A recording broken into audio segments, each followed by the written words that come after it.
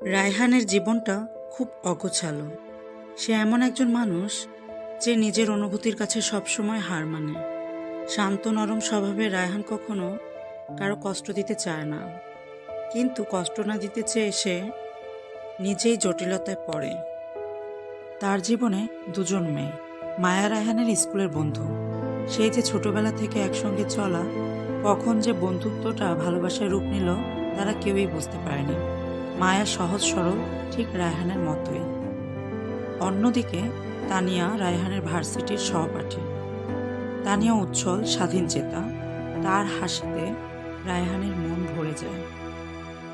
রায়হান তাদের দুজনকেই ভালোবাসে, কিন্তু তার মনে যে অনেক দ্বিধা। এই অনুভূতিগুলো কিভাবে সম্ভব? সে জানে এটা ঠিক নয়, কিন্তু অনুভূতিগুলো সে দমন করতে পারে না। একদিন বিকেলে তানিয়া হঠাৎ রায়হানের ফোন দেখতে পায়।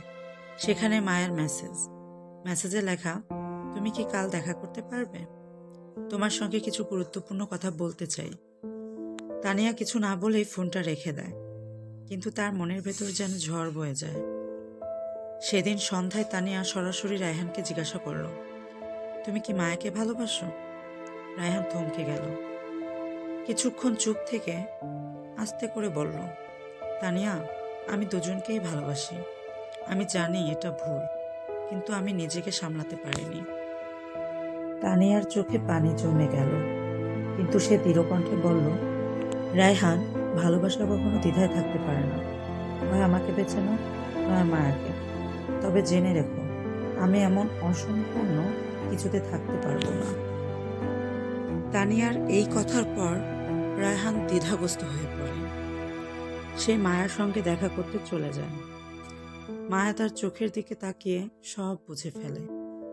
মায়া মৃদু হাসি দিয়ে বলল, রায়হান, আমি তোমাকে ভালোবাসি, কিন্তু তোমার মন যদি বিভক্ত থাকে তাহলে আমার ভালোবাসার জায়গা নেই। তুমি তানিয়ার সঙ্গে সুখে থাকো, আমি সরে যাচ্ছি। ভালোবাসা কখনো জোর করে হয় না। মায়া সরে গেল। রায়হান তানিয়ার কাছে এসে ক্ষমা চাইল, আর তানিয়াও রায়হানকে ক্ষমা করে দিয়ে সবকিছু ভুলে গেল। কিন্তু রায়হানের ভেতরে একটা শূন্যতা থেকে গেল। সে জানে সে একের পর এক ভুল করেছে। তবুও মায়ার চলে যাওয়া তাকে বুঝিয়ে দিল, ভালোবাসা যদি দ্বিধায় বিভক্ত হয় তবে তা প্রকৃত ভালোবাসা নয়। মায়া হয়তো দূরে, কিন্তু তার দেয়া শিক্ষা রায়হানের জীবনের সবচেয়ে মূল্যবান সত্য হয়ে রইল।